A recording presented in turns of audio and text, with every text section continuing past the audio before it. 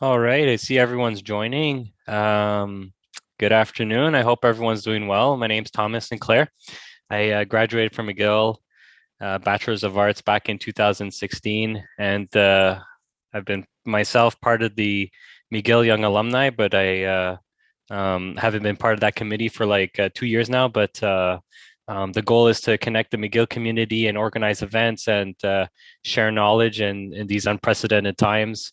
So for myself, I work in the data and analytics team at the EY, but over the past year, I've got a pretty strong interest in blockchain and cryptocurrencies. I know it's been a hot topic in the news and everything that's been going on. So I organized a presentation internally for colleagues at EY, and I offered to share this knowledge and share this content with the McGill community. So this is the EY template presentation I have. The views are my own. None of what I'm speaking is financial advice, is strictly for education purposes. But yeah, so I hope you enjoy. Feel free to put some questions in the chat if you want, but this is really supposed to be a introduction, and it's a very, very complex and complete, fast-moving ecosystem. So I can't dive into too much at once. So, all right, let's get started. I'm gonna go here. What's happening in the news? So obviously, very tragic what's happening across the world, especially in Ukraine. But I don't know what the latest figure is, but I know they've raised over 100 million in crypto donations, and because of the nature of the technology, it's been essentially a lifeline for some folks that haven't been had access to their bank accounts. And this is also the case in El Salvador too, where they made Bitcoin legal tender last year, and a lot of individuals in emerging markets, they don't have access to the same institutions and financial services that we have here in Canada. So in El Salvador, more people have Bitcoin wallets than traditional bank accounts, just because it's free, open, and easy to use. Environmental impact of Bitcoin. So what some people are doing, well, we'll cover that a little bit in detail. But yeah, people are profiting off gas flaring, oil drilling to mine Bitcoin, and NFTs on Instagram. So this was actually just posted yesterday. I spend most of my days trying to follow and keep up with all the crazy news that's happening, but just a little sneak peek on what's going on in the space. So there's three main things we'll be covering today. First, the basics of blockchain. Second, Bitcoin and cryptocurrencies. That will be the main focus of the presentation. And then finally, EY's position. So some of the work we're doing, how we're positioning ourselves in the space, sorry, and what's our thinking on everything going on. Just a quick polling question I want to run just to engage the crowd a little bit. Just feel free to write in the chat what your understanding of blockchain is in one word. Just whatever you think. What's the first thing that comes to mind? Define blockchain in one word. Communication, ledger, yes. Safe, secure, mysterious, yes. It is mysterious at first, but once you start unpacking it, it becomes less mysterious. Cryptid, yes. No idea. Okay. Okay. A little bit of everything. But yeah, we see a lot of good answers in there. Okay. All right. Next question. How many cryptocurrencies exist on the market?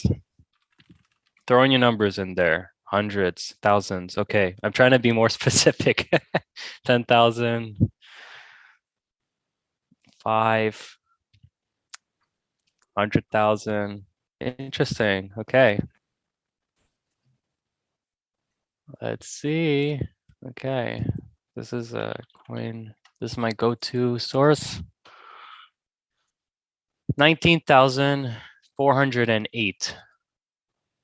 And this number is growing by the hundreds every day. But, you know, I'd like to compare, let me just go back to my presentation. I like to compare crypto term, not exactly, but there's a lot of companies. Same as there's stocks and companies, there's a lot of companies, a lot of stocks out there. So definitely there's thousands of cryptocurrencies. Some of them are blends of others, some of them are derivatives, and there's a lot. It's a very complex space. But we're gonna, again, this is a very introductory session. We're gonna go through the basics, and hopefully I'll just begin to unpack what's happening. So first section, blockchain. What is a blockchain? There's a lot of sources out there. The beauty is that this is a very, although the space has just been around for about 12, 13 years, there's a lot of information online. There's a lot of this. That's where I learned about the space, just mainly self-learn, some certifications, a lot of time spent on Spotify podcasts and YouTube. But yeah, what is blockchain? Blockchain is a digital, decentralized, distributed ledger. Someone posted the ledger in the chat. A blockchain is a type of database. A blockchain is a constantly growing ledger that keeps a permanent record of all the transactions that are taking place in a secure, chronological, and immutable way. So some of the key words here is decentralized. Decentralized, there's no central location. Distributed ledger, so the information is shared across the internet by all. And immutable, it's permanent. Once it's in the ledger, it can't be altered, it can't be changed. And secure through cryptography. Some of the technology that's being used, it enables encryption so that no one could hack and alter some of the transactions and information in the blockchain. So just a very, very simple visual of how this, how you would visualize a blockchain. Hash functions bring cryptographic security to blockchains. What do I mean by this? So let's start with this first block here. This is called the Genesis block. The Genesis block, which has essentially tied the previous hash is all 0. There's nothing that has to tag to. That's the first block. And what this block will contain, the block will contain a set of data. Data could be transactions, it could be records, any sort of activity or data. The block just is essentially it stores, it's like a container of information. And this is essentially assigned a cryptographic hash. And so we see here, block 1 is assigned hash 034DFA. And then when a new block is added to the previous block, so if we see block 2 that is added to block 1, it will contain maybe its own set of data, but one of the inputs to this new block is the previous hash. So we see here hash 034 is also carried to block 2, 034 there. And then a new hash is derived based on the data that's in the current block, based on the previous hash, and so on. And then each subsequent block, they're tied together. So this is the essentially chain of blocks, and they're linked by the hash that's contained in the previous block. So if ever you want to alter data in one block, it's gonna break the hash. It's gonna break the link. This is essentially what leads that ensures this immutability portion. What do we mean by hash? So a hash function, just very, very overly simplified, it scrambles data for an arbitrary input into a fixed output length. So you could take a single number, you could take a text, a paragraph, and so on, and it's going to take all that information, perform some calculations, and it's going to output a set of string of characters that is 34 lengths long of a mix of numbers and letters. And SHA-256, which is what Bitcoin uses, and it's the most common hashing algorithm, it's 256 because it contains 2 to the power of 256 possible values, which is greater than the atoms of the known universe. So it is extremely secure when you try to when you're trying to prevent a brute force attack. So I'm gonna this all seems like just very conceptual. I'm gonna go into a demo showing visually what this means. This is here just a little visual. This is the raw header input for Bitcoin, and these are some of the kind of parameters that go into mining the Bitcoin protocol. And all they're trying to do is guess this nonce, which generates the hash. So nonce number only used once. That's the only variable set by the miner. So next slide. This is I'm going to open up this page here. So I'm just going to visualize on some. This is actually a very interesting website. So just kind of get a demo of what hashing, what blockchains essentially do. So this is essentially just the first hashing example. So I could just type here, hello world. And as I'm typing, you could see even a space. As I'm typing this information, you could see that it's generating a hash from the data that's in this block, essentially. So I could say today is May 11, and we get a new hash. So there's several properties of a hash. One is computed extremely fast. So every new digit I add is computed like almost in real time. It's very fast. Second is deterministic. What it means is that the set of input data is always going to derive the same result. So if we look here, we see that with this text, we have this hash ending in CE4B0. And then I could, if I change this to 12, oh, it's not there. But if I go back to 11, I have CE4B0. So regardless of all the changes I do, if I go back to my original data, I'm always going to get the same hashing here. Another property is the avalanche effect. So if I change from May 11 to May 12, the hash is going to change completely. So you can't, any small change in data is going to completely alter the hash. You can't infer a hash just based on the information that's changed there. So those are some of the basic properties. I see there are some questions in here. What this is immutable, but could someone make a blockchain disappear? Interesting. In the case of Bitcoin, think of Bitcoin almost like the Bible, where you could destroy your copy of the blockchain, but it's spread across the world via the internet. So unless you went out and destroyed everyone's copy of Bitcoin, then you wouldn't be able to destroy the blockchain. So if you had to destroy Wikipedia, you'd have to kill the Wikipedia website off every server. So no, I don't think you could make a blockchain disappear. How many characters in a hash? I think this is 32 in here. So this is a SHA-256. It's always going to give, regardless of the input. So if I add a lot here, it's always going to give me the same, I believe, 32 fixed length here. All right, so this is just a block. So now let's look in the context of mining. So again, let's say just hello world.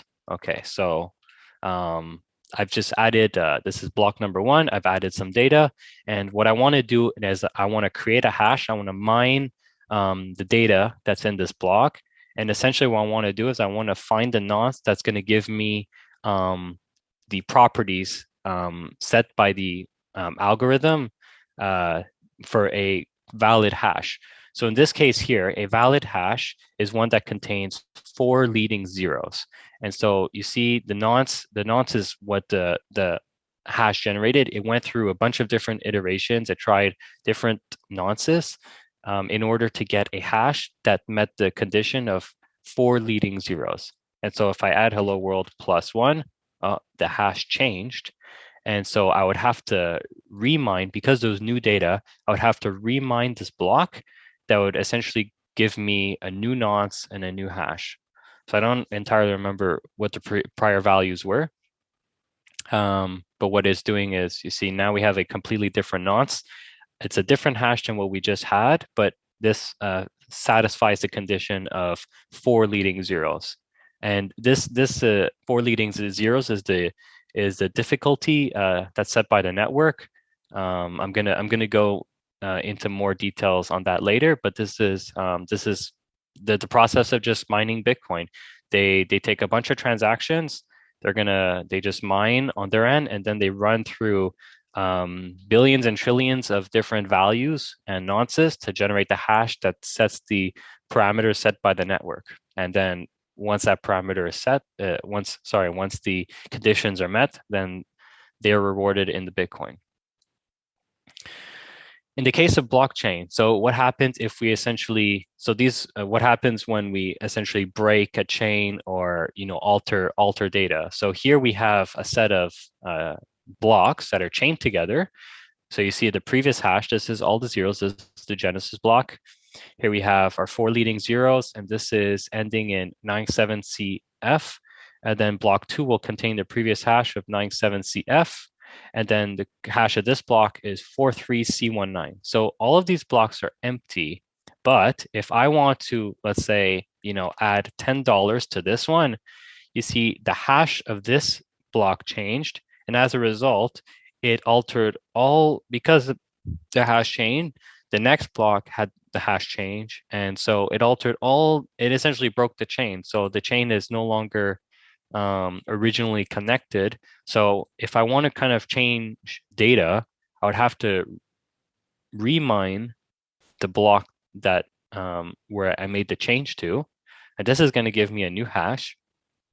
And then from this new hash, I'm going to have to remine all these subsequent blocks essentially to rebuild the chain. So now we have a new hash that meets the condition of 4 leading zeros. This is now over here in block number 3. And then I would have to remine, and this goes on forever. But because of the network keeps building block after block. In Bitcoin, the average is 1 block every 10 minutes. And so you can't, no individual can kind of go back and fix like their one version of the network. They're going to have to build off the latest version. So this is essentially that immutability record where if one data is in there, it's there forever. You can't essentially change it. Some other questions. What is nonce? What does mine mean? Nonce is number used only once. So this is essentially one of the parameters that goes into mining the hash. And what I mean by mining is that based on these set of inputs, if I go back to this slide here, based on these set of inputs, so we have this version. This is the complete version. This is much more complex, but given the set of inputs, what is the nonce, the number used once, that's going to give me the hash that's going to meet the parameter set by the network. So it's gonna take this nonce, it's gonna run through SHA-256 hashing algorithm, and SHA-256 it's pretty complex. There's a YouTube video that breaks down each component, that takes a constant, that takes all the data, and it repeats it several times to get this hash. So this is kind of a more advanced levels of cryptography. How to connect one block with another. The blocks are connected from the one block, let's say block number 1. The current hash is connected to the next block based on this previous hash. So this previous hash here that has that ends in 97CF is connected to block 1 based on the hash 97CF. Why 4 leading zeros? 4 leading zeros is the difficulty. The current Bitcoin network has many more leading zeros. This is the difficulty of the network. So by adding more zeros, it takes the odds of finding the correct hash will be more difficult. So this was essentially slows down the network. What is the long-term vision of cryptocurrencies? Data, too much data to handle. I don't believe data to handle is an issue because the Bitcoin network. Each block is capped at, I guess it's about 1. It used to be 1 megabyte of data. 1 megabyte is not a lot for each block. So this is kind of what slows down the network. It can't contain all, let's say, transactions processed by Visa. It wouldn't fit in the block. So their parameter set for Bitcoin is about they call it weight units, but it's about 1 or 2 megabytes of data. There's more advanced technologies in terms of like layer 2 side chains and kind of parsing the data, but this is too complex for this presentation. But the one thing I would like to review just lastly very quickly here on blockchains is in the context of, for example, Bitcoin, when a person is awarded, when the person solves the hashing before the other miners, they are rewarded Bitcoin. And so in this case here, the Bitcoin is issued from what they call Coinbase. So in this blockchain example here, Anders mined the hash and he received $100. And so this has the nonce of 16651. And then we have here a record of transactions of Anders from his $100, and they sent money here. And then if you look at, we have peer A, peer B, peer C. These are, everyone will have the same copy. Everyone will know that, hey, Anders received $100 and he has made all these transactions to all these different folks. But what happens if, hey, I'm Anders and there's Sophia here, and I only have $100, and so here I'm giving $10, $20. But let's say I wanted to kind of peers. What are peers? Peers are different versions. Well, everyone has a copy of the blockchain, but these are essentially different views of the blockchain. So suppose I'm peer A, and I'm, instead of giving $10 to Sophia, I say, hey, what if I tried to cheat the system and I try to give $110 to Sophia? And so I could essentially just mine this block here. Nothing's preventing me from, let's say, trying to mine my own version. And I would say, hey, I will give $110 to Sophia so that Sophia could maybe have more money than net on her end. And so what happens here? I'm here. I have a nonce 50,000. And then if we look at peer B has a different nonce. They have a different hash. And peer B and peer C, these are active nodes on the network. They'll say, hold on a sec.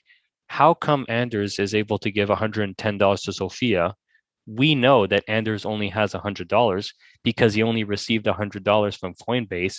So this must be like an invalid transaction. This must be an invalid block. So I won't be able to continue developing on this blockchain because the network and the cluster of nodes and other miners, they're going to recognize that I'm trying to cheat the system, and they're just essentially going to build subsequent blocks off the valid chain. So this is what ensures kind of integrity in the system. I'm sure people have some questions, but I did spend quite a bit of time here. But hopefully, this was kind of just, again, it's an introduction just to give perspective. I spend about an hour a day in the past year just kind of studying this stuff because it is foreign. It is very complex and fast moving. There's a lot to wrap your hand around. So no worries. It takes some time to grasp this. Section 2, we'll look into Bitcoin and other cryptocurrencies. But before that, another quick polling session question. This is a very controversial question, but do you trust banks, government, big tech? Do you trust institutions to handle our private data and serve our best interests? On a scale of 1 to 5, little trust 1, a lot of trust 5. Just out of curiosity here, 3, 1, 2, 4, 4, 5, 3. Okay, a little bit of a mix. You'll see where I'm going. 0. Okay, that's perfectly fair. 1, yes. I think a lot of people feel that maybe big tech and how they're monetizing our private data, selling to advertisers, leaking data, and hacks and so on. Our interest is not essentially in our best interest is not essentially the priority of these institutions. And this is essentially one of the main reason that Bitcoin was created, is that the founder, Satoshi Nakamoto, is an unknown individual person or group, so remained anonymous. We'll just refer Satoshi Nakamoto, created Bitcoin, and the first block, the Genesis block that was released, it contained a title for a news article of Chancellor on the brink of second bailout of of the banks. So this was in 2009. This was after the financial crisis where people lost their homes and the government just used taxpayers' money to bail out the banks because the banks are too big to fail. And so what happens with our money? There's record inflation. The number just came out today in the US, 8.5, 8.1, 8.3%. And they're just printing money out of thin air. So they want essentially a digital money that's outside the control of the government and institutions. So there was a white paper release. It's only 9 pages long, but it's still a technical document that explains why Bitcoin was created. And Bitcoin was created to be a peer-to-peer electronic cash system. And so this white paper was released in October 2008. And the first block was mined in 2009. And then in that same year, October 2009, Bitcoin is sold for fiat. Fiat is a term for government issued currency. $1 could buy you 1,000 Bitcoin. Back, that's 12 and a half years ago. $1 you could get 1,000 Bitcoin, but that's not the case today. And then this is the first kind of currency transaction. And then the first retail transaction took place on May 22nd, which is in 11 days, actually.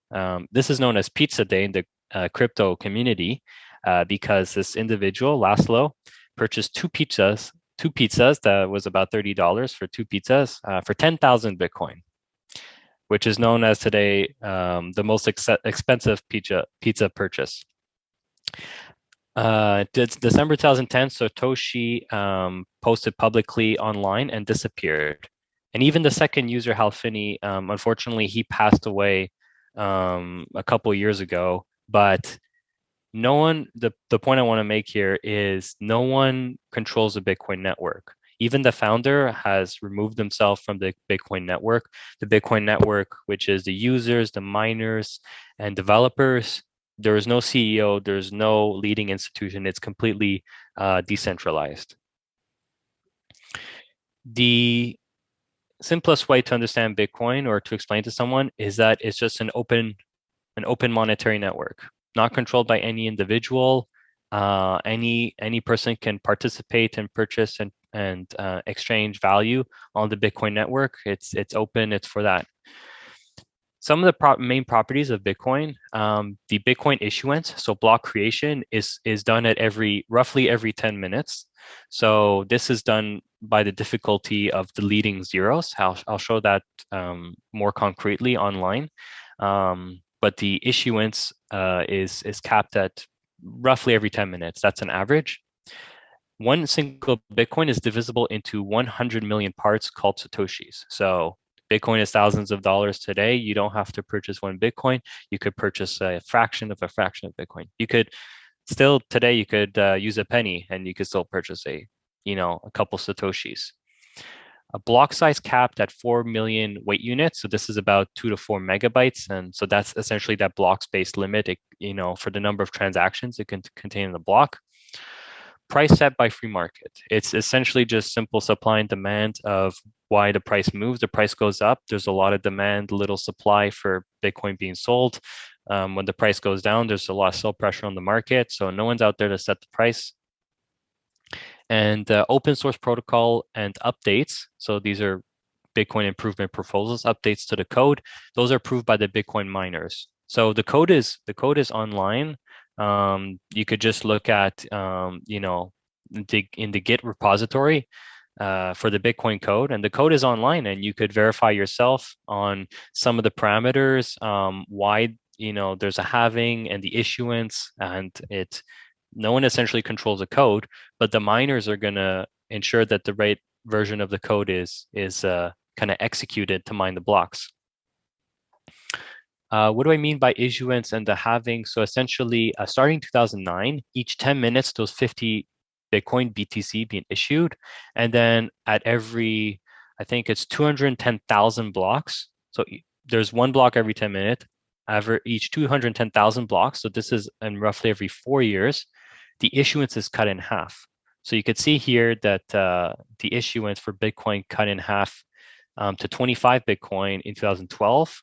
And then again in half in 2016. And then the latest halving, which was 2 years ago, was cut in half to 6.25 Bitcoin. So right now we're in the middle of these two halving cycles, and each 10 minutes, the miner is rewarded 6.25 BTC, and then this will be cut in half in 2 years in 2024.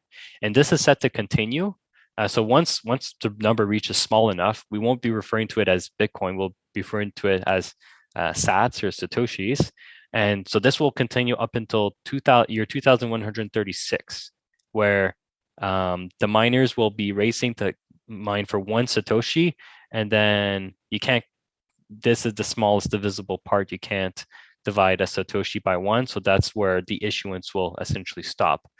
So the supply from this issuance and halving, the supply is capped at 21 million. And just, I think a month ago, we just reached 19 million of Bitcoin issued. So 19 million Bitcoin have been created, and there's still another 120 years left for the next 2 million. Just this little visual here, understanding of money goes hand in hand with understanding of Bitcoin. And people will say, if you understand money, you understand Bitcoin. If you understand Bitcoin, you understand money. I can't go into too many details on that aspect, but if you ever go down the rabbit holes of that, it will speak light to you. So going into Bitcoin mine, let me just check the questions right here. When did the hard fork took place with the original Bitcoin Cash? I think this was around 2017 or 18. So Bitcoin is the original Bitcoin, but Bitcoin Cash, they did a code change to increase the block size. So this is what a fork would be. So let's say if I want to change the code and make my own version of Bitcoin, I would change the code and I would need the miners to validate and just build off that latest code. And so and what's happened in that case, and for many cases, the network has split into different chains, but Bitcoin still remains the original chain, and Bitcoin Cash is a different chain. What is Bitcoin mining? And why does it involve warehouses full of computers, fun games, environmentally friendly? Excellent. Okay, this is the next section here. Bitcoin mining. Bitcoin mining secures 50 billions in US dollars every day in daily volume. So the example I showed over here where we mine to validate the data and to solve for the nonce, this is Bitcoin mining. And this is what they call proof of work using SHA-256. So this is what Bitcoin uses. This is the consensus algorithm that secures the blockchain and generate new blocks. So what happens is all these miners, they're going to get a whole bunch of machines. They're all going to hash, and they're going to bundle transactions together, and they're going to race. Everyone's racing at the same time to find the hash that starts with the X number of zeros. And the number of zeros is determined by the mining difficulty. So over here, we have 4 leading zeros. But if I go into, this screen is popping up. Actually, maybe if I just change chat. Yeah, there we go. Okay.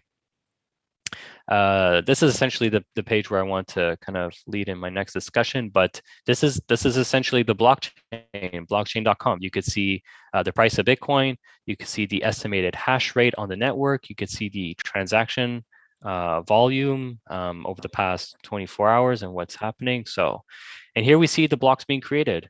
So we see one block mined 11 minutes ago, 20 minutes ago, 33 minutes ago. It's going to be roughly every 10 minutes, not perfectly every 10 minutes, but the 10 minutes is the average. So if we click here and we look at what's inside this block, I think this is loading here. More information should pull up. No, my internet's okay.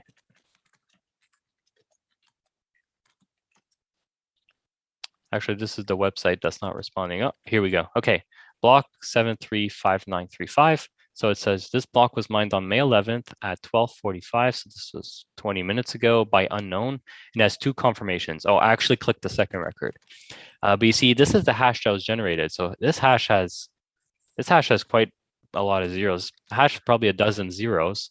So that's the difficulty of the network. As more machines and miners will mine, it becomes easier to hash, And so what the network does automatically is roughly every 2 weeks, they're going to either add another zero to the hash or remove a zero.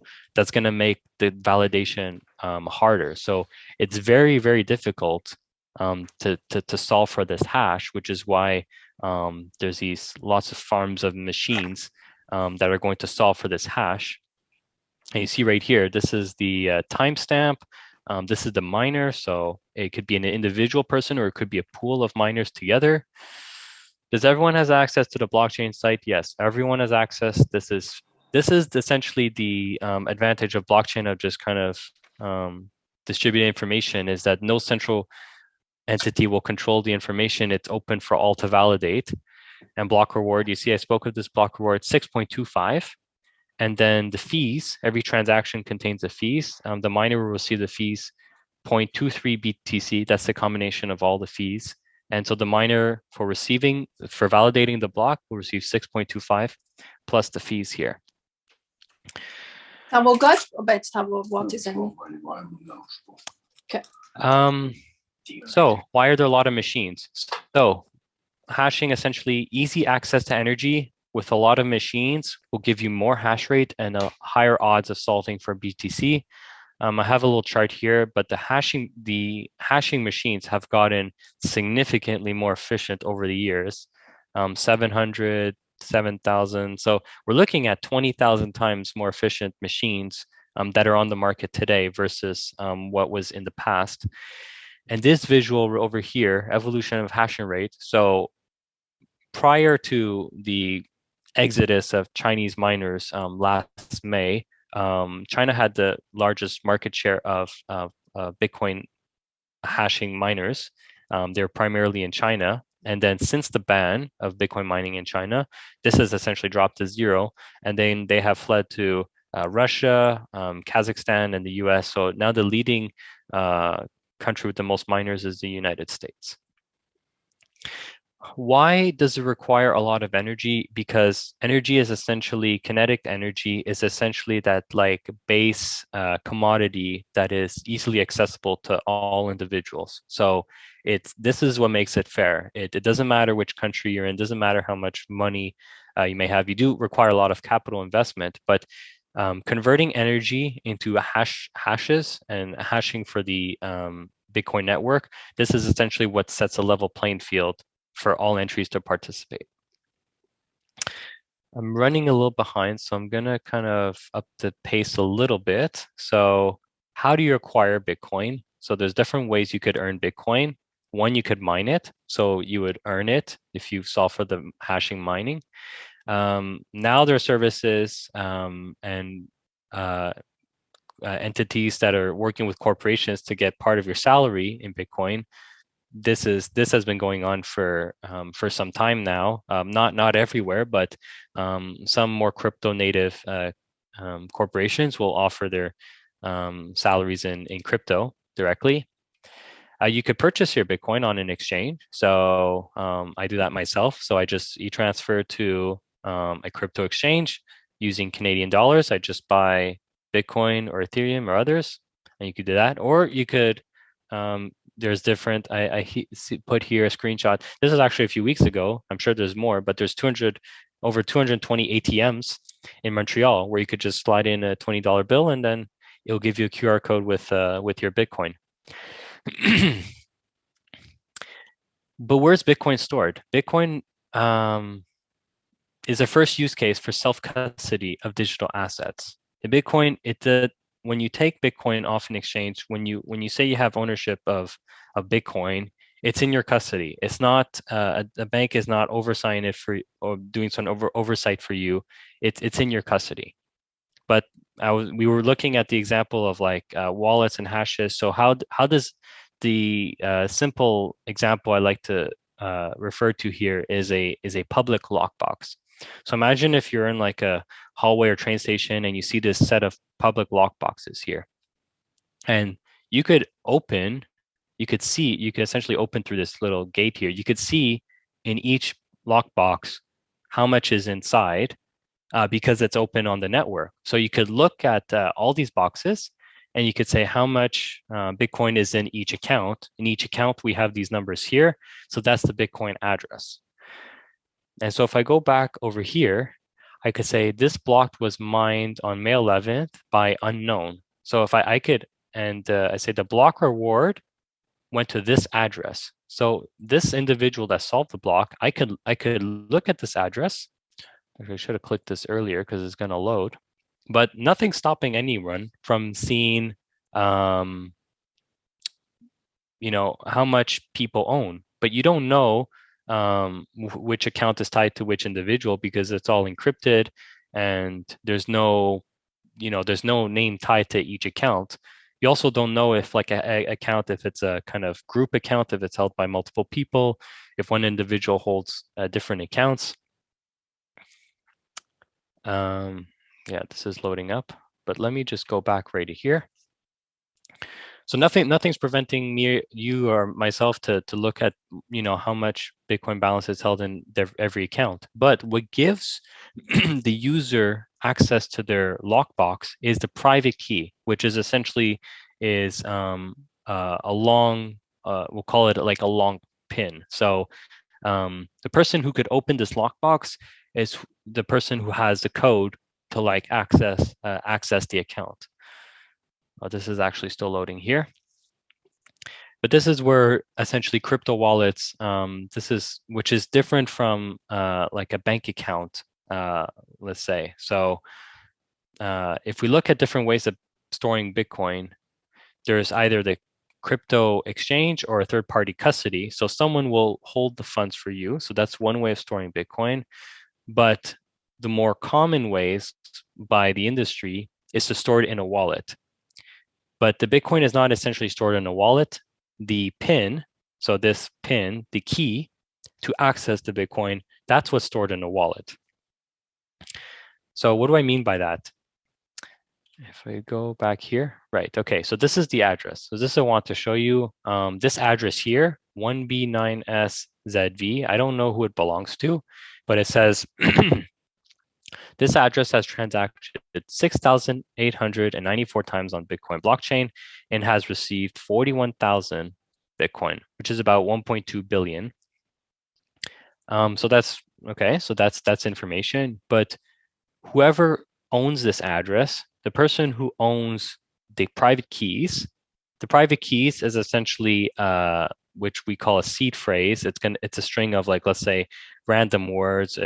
They're words converted to numbers. Actually, numbers converted to words for simple ease of use.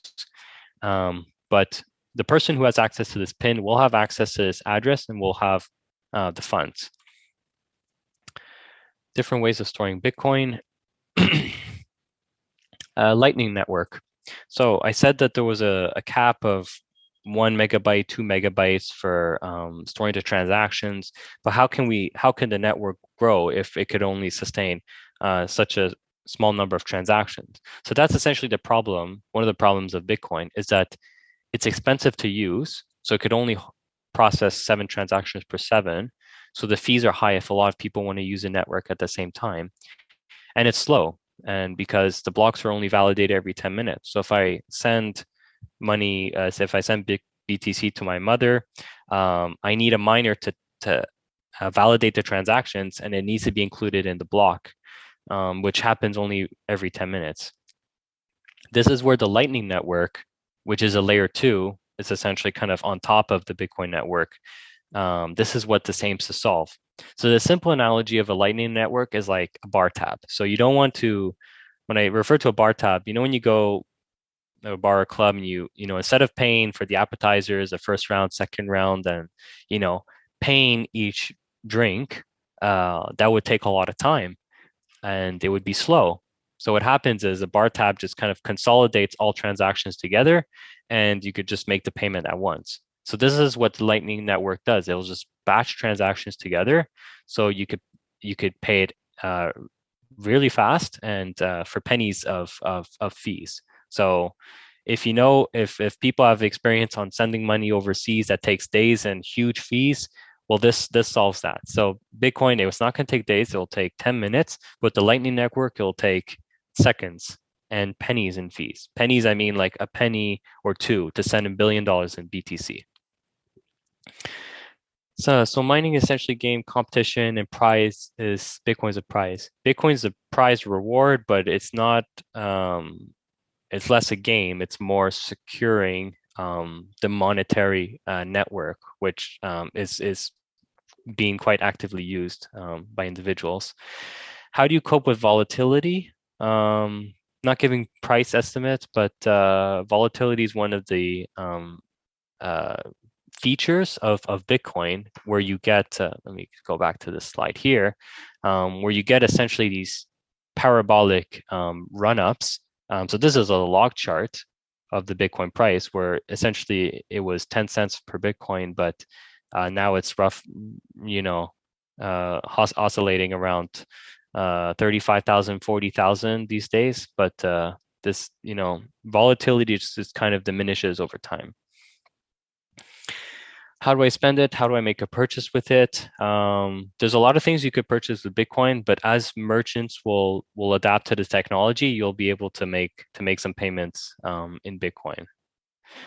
How do fees associate? Okay, I won't have time to answer all the questions. So let me so here at the Lightning Network, advantages of Bitcoin, do we still need banks? So what have we learned so far in Bitcoin? Bitcoin is extremely secure. So it's cryptographically secured by a global network of nodes where the transaction records are immutable. It's borderless. So no single country can, it's not restricted to one single country. I could send funds to aid in Ukraine or any other country. So banks are not going to set sanctions on that. It's transparent. So it's an open protocol ledger. Anyone could see it. Anyone could validate the code and the integrity of the transactions. And there's also the ability to flag wallets with illicit transactions. So I actually pulled up an article here, and it is estimated that 0.15% of crypto transactions are tagged to illicit transactions versus 2 to 5% of all US dollars. So you don't know who's on the other side of the trade. I mean, that's fine. But because the transactions are forever permanent and immutable and available to everyone to see, once a transaction is flagged as, hey, this address was used to purchase guns, then that address could be broadcasted to network and everyone will know, don't transact with this individual. You can't do that with cash because anyone who's seen Ozark, I could take, $1 million, wash it with like normal money and it's in the system and you can't tell what's the good dollars or bad dollars, but you can with cryptocurrencies because it's available for everyone to see and it's traced. You could trace the origins up until it was issued by the Coinbase. Decentralized, so peer-to-peer network, no intermediaries or governing bodies. So this makes it a lot more efficient, lower fees. Efficient, as I said, low transaction costs, instant execution and settlement. If you own stocks and you sell stocks, you will not get the cash for 2 to 3 days. It takes T plus 3 days for stocks to settle in the market. And once you have sold stocks, then you'll be able to get your cash. That's not the case for Bitcoin.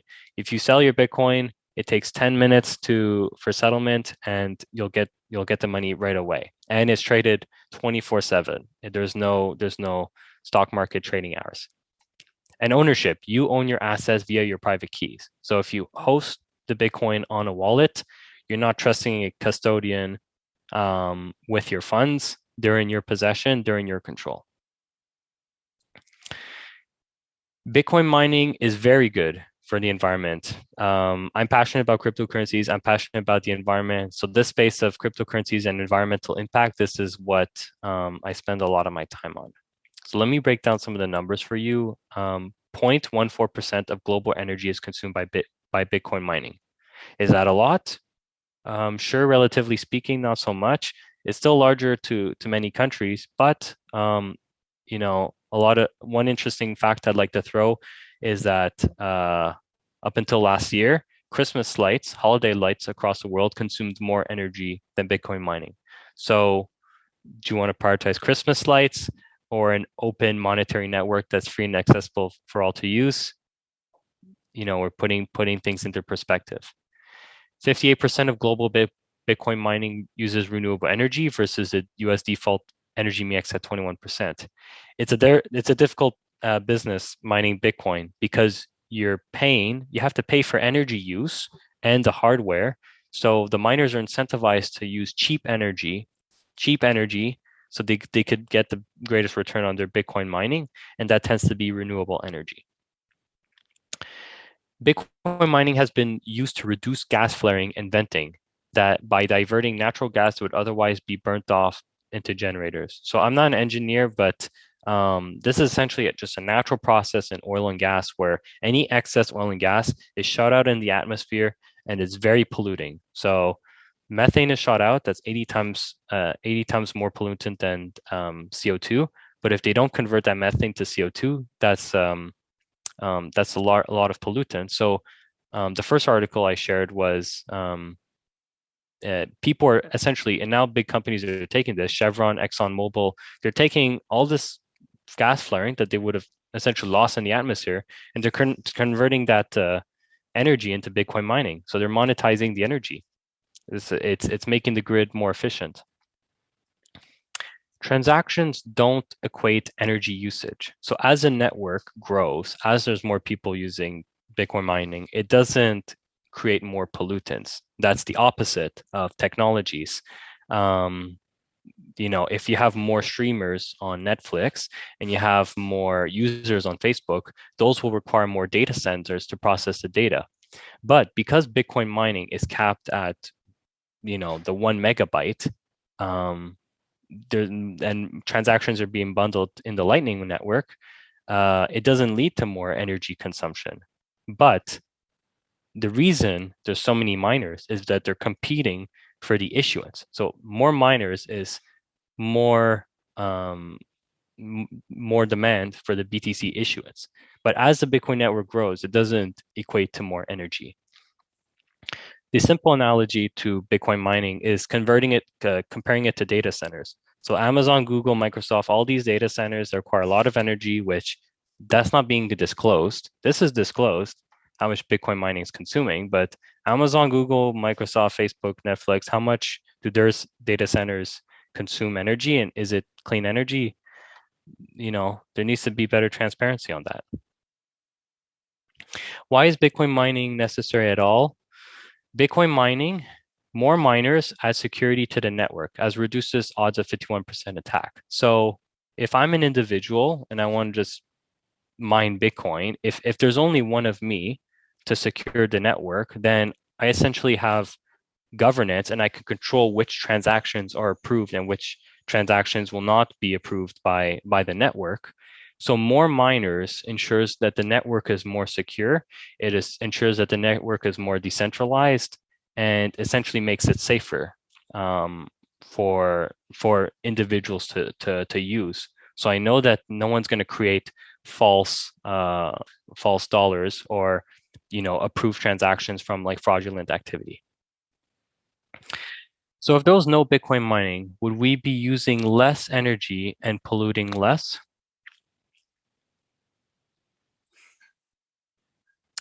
I mean, yes, but again, it's kind of, this is still a very it's interesting to kind of explain, because even in individuals that have been in the space for years, there's still this big debate on like the consensus mechanism, which I'll go to in a few slides. But Bitcoin mining is essentially what ensures that the network is robust, is safe to use, is secure. So it's a very fundamental component to Bitcoin. So yes, it is required. It does use a lot of energy, but putting things in perspective on government money, on big tech companies, it's a lot more efficient. All right, I know we don't have a lot of time left, so I spent all that time explaining Bitcoin. And there's 19,000 cryptocurrencies, but once you understand Bitcoin, it makes understanding other cryptocurrencies a lot easier. Ethereum's the second largest cryptocurrency. It's the first use case for programmable blockchain. So what do I mean by programmable? In Bitcoin for now, you could just, I could send you money, I could receive money. That's the main purpose of Bitcoin, medium of exchange and store of value.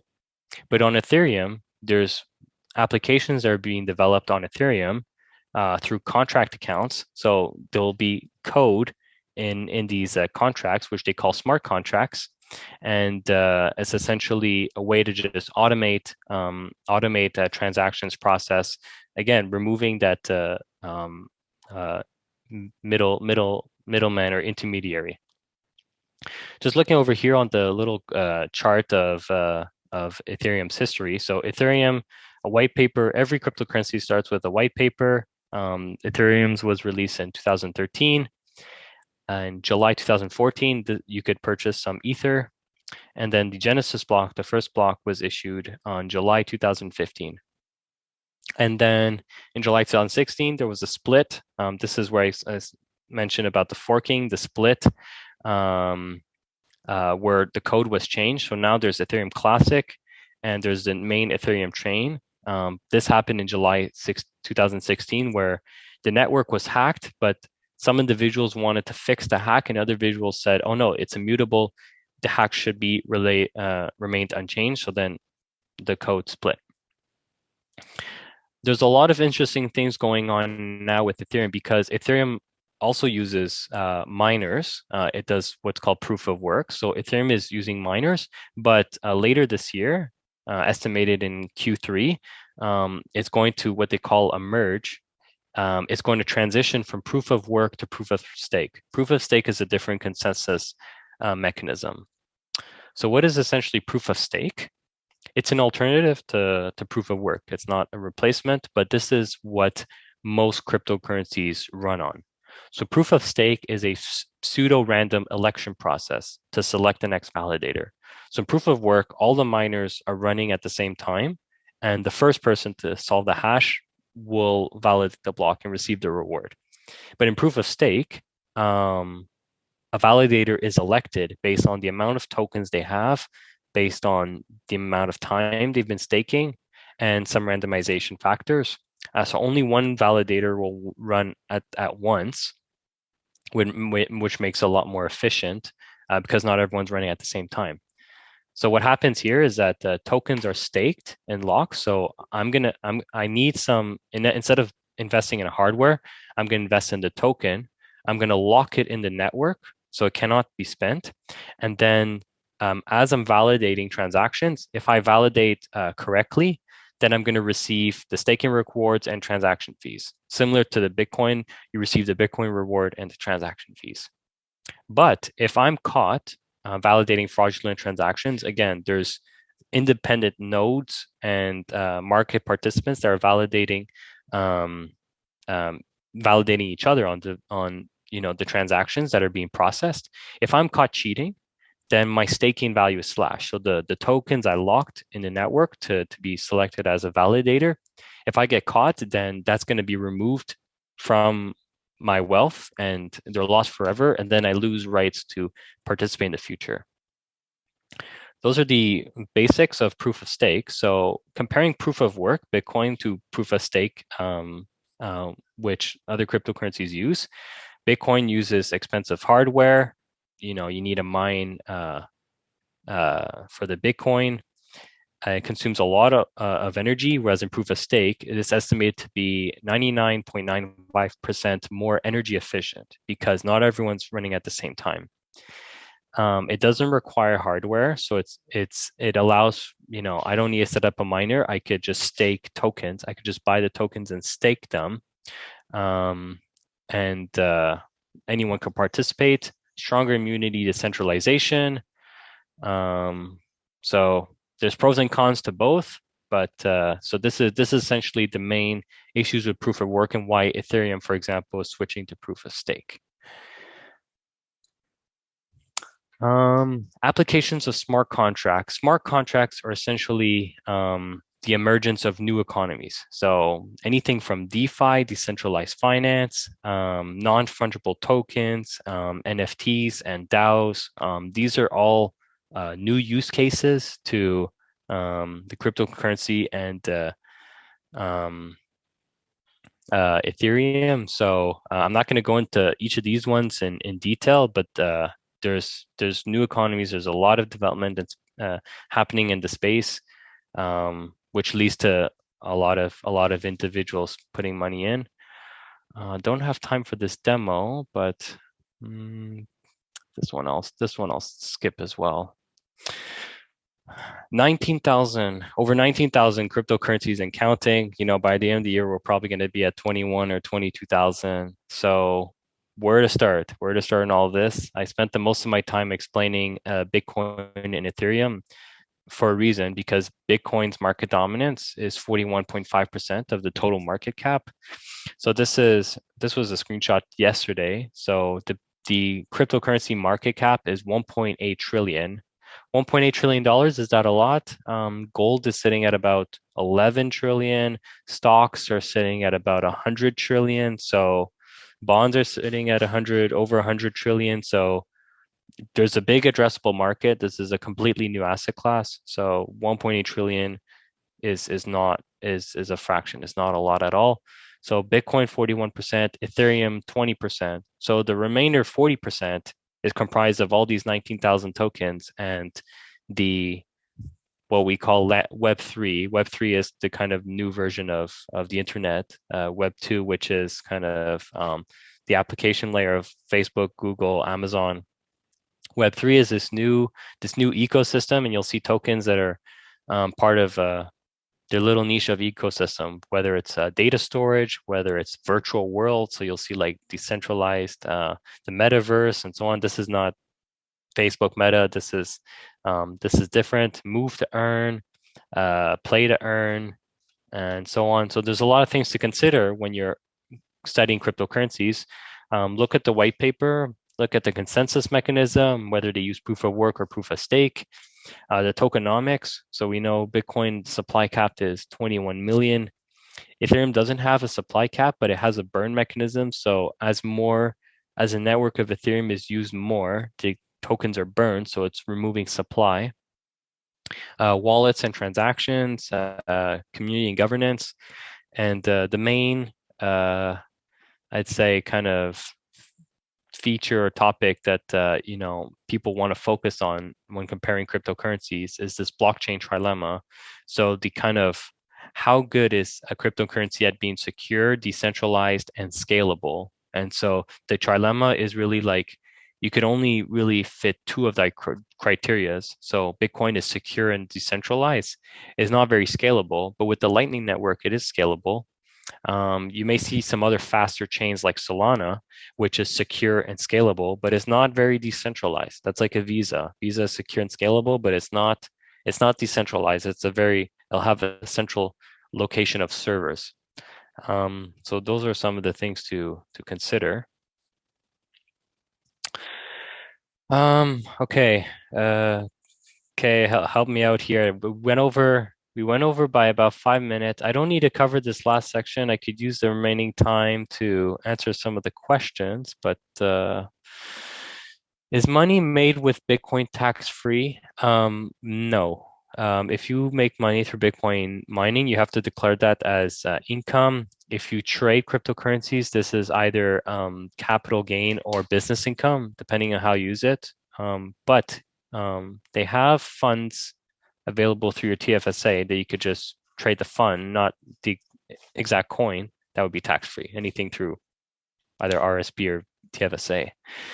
Except for cryptocurrencies, what is blockchain used for? So those were some of the use cases I mentioned: DeFi, decentralized finance, NFTs, DAOs. It's a more transparent, open network. So who gets those slash coins? This says slash coins are disappeared forever. So as coins are slashed, they remove them from the market, and so it makes the kind of value more, I guess, more valuable. As there's less supply on the market, coins are slashed.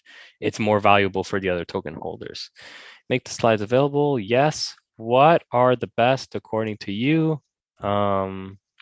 Personally, the safest are those that have been around longest. So I think I forget what the finance term is, but something that has the longer something has been around, increases the likelihood that it will stay around. So something like gold. Gold's been around for thousands of years. It will still be there thousands of years. But something like Bitcoin, it's only been around for 13 years, but each year that it doesn't get killed, doesn't get hacked, stays alive, is more likely that it'll stay for another 100 years. And that's going for Ethereum, but I can't say the same for all the others.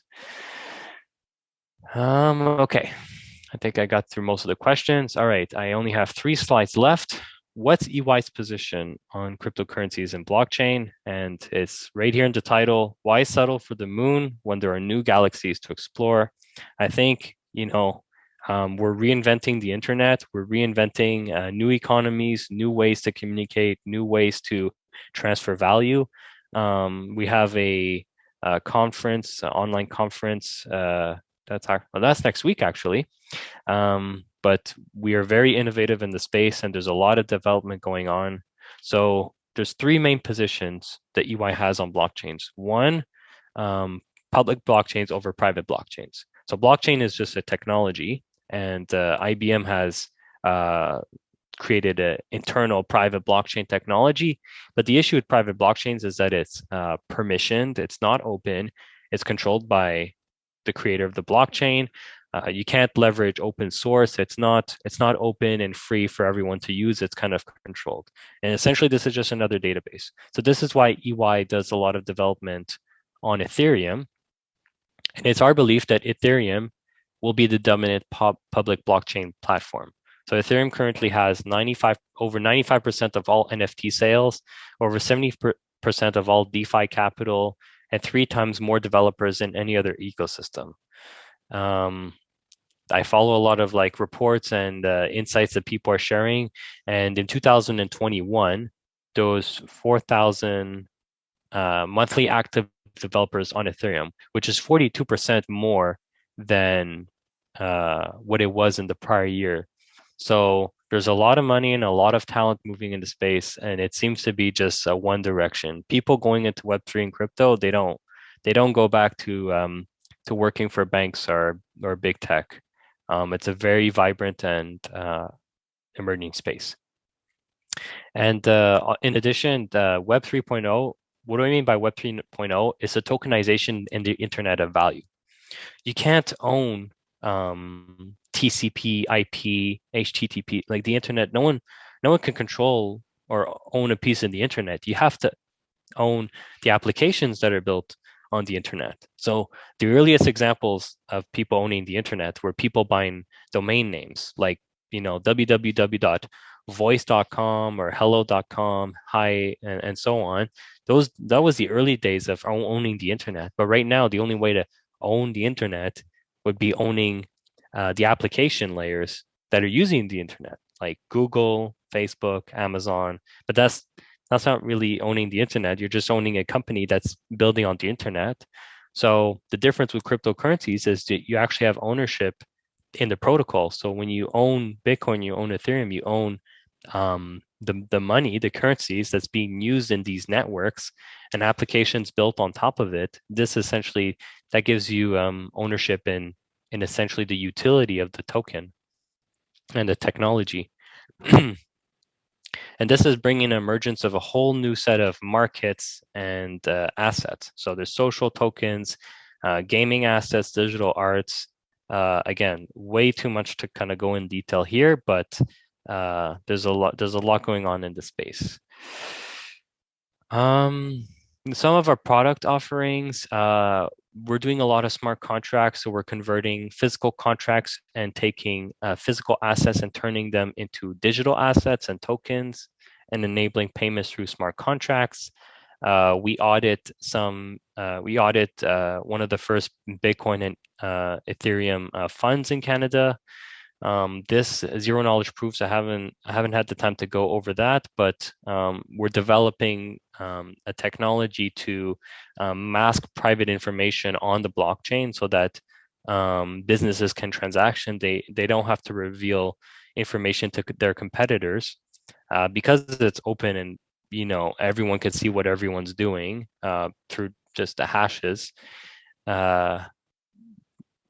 have pushed the boundary in kind of creating innovation in the space to make it possible for individuals to transact without revealing private information. So some of our main product offerings, but there's a lot more going on. This is my last slide here. So why are cryptocurrencies built on public blockchains more important? So this is my 2 cents worth. Custody of your wealth. So I don't think it's going to happen soon in Canada, but a lot of cases in emerging markets where people can't withdraw cash for their bank accounts. If you have cryptocurrencies in your custody, you can't carry around the billions of dollars of gold and cash. It's just you won't have the space for it, but you could carry billions of dollars in a little wallet and secure your funds that way. So this is essentially how I'm saving for my retirement. This is my high yield savings account, not the RBC 0.5% yield. 23-year-old Texans making 4 million mining Bitcoin off flare gas and oil drilling. So again, back to the energy use, this is overall reducing emissions and increasing awareness on efficient use of resources, which I think is super important. El Salvador, the case of Bitcoin wallets and traditional bank accounts. This is in my opinion, a fairer and more inclusive financial system for all. So we take for granted our strong institutions and financial services we have here in Canada, but in emerging markets, they don't have insurance, they don't have bank accounts.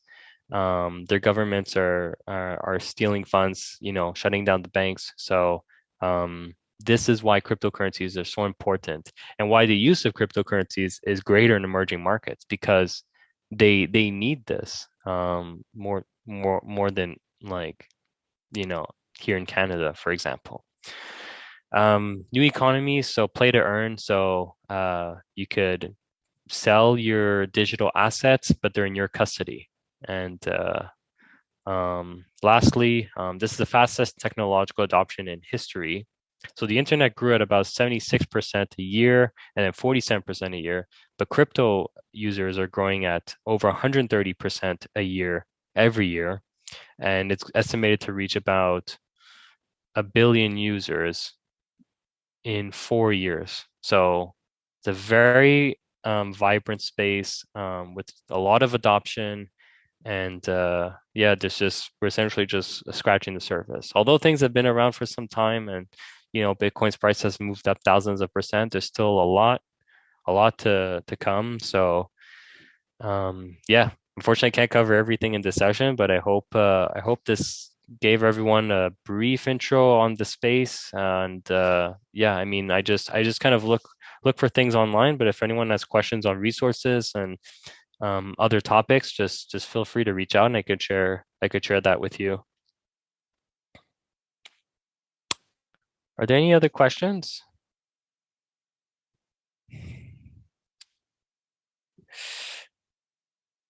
All right. For what reason is EY currently involved in crypto? I would say the development, supporting the development, supporting the innovation in the space, and it's honestly a lot more efficient than what's currently done today.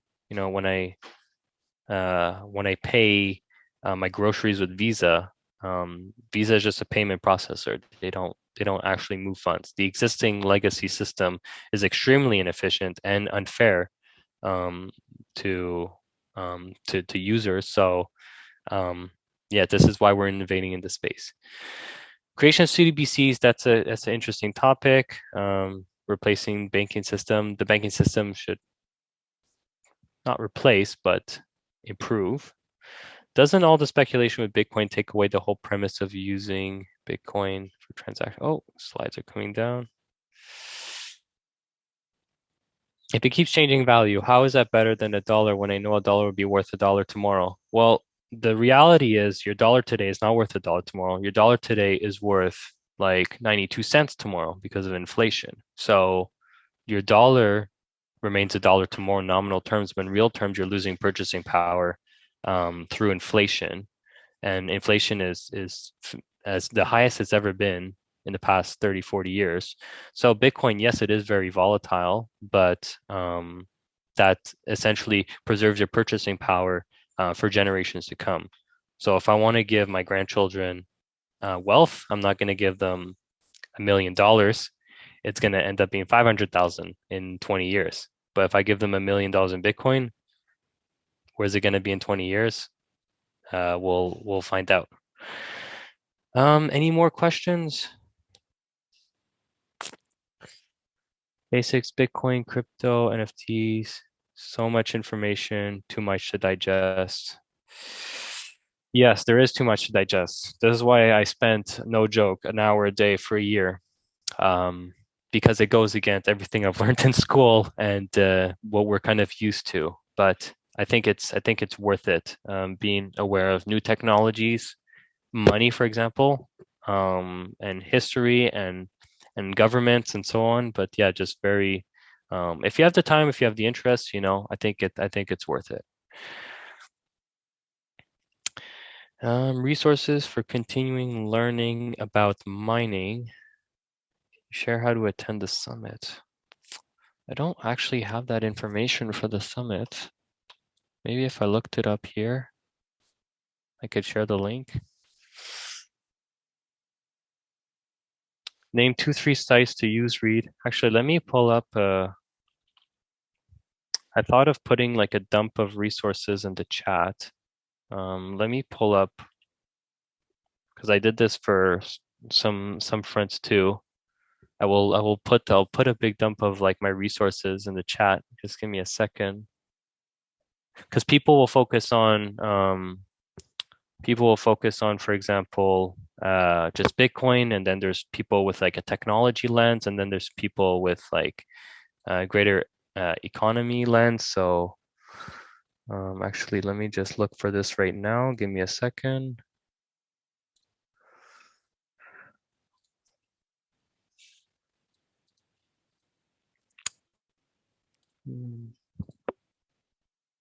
Okay.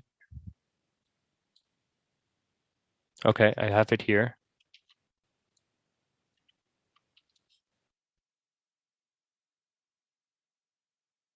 I didn't update this list, but okay.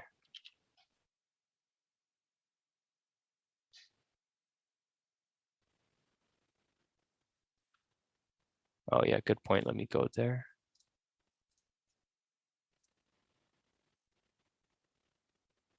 Oh, I got a few things going on at once. EY Global Blockchain Summit. If you just look, yeah, EY Global Blockchain Summit, you'll probably find info here. Let's see, can I post this? I'm trying to post the content I have.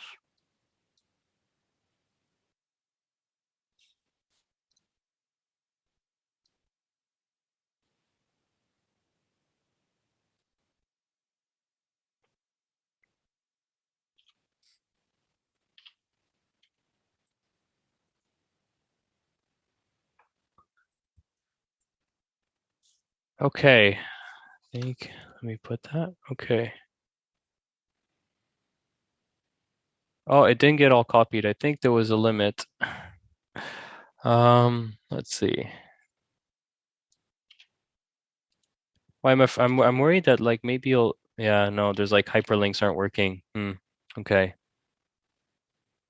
Maybe I'll work on a list with Kay, and I'll kind of rework it and some of the stuff I found, and I'll just maybe I'll send an email, like a follow-up email with the recording and the slides and the links. We could do that. Oh, you just email. Okay, cool. Yeah, okay. Thanks everyone for joining. Enjoy the rest of your day. This was fun. I hope you appreciated it, and yeah, I'll see you soon.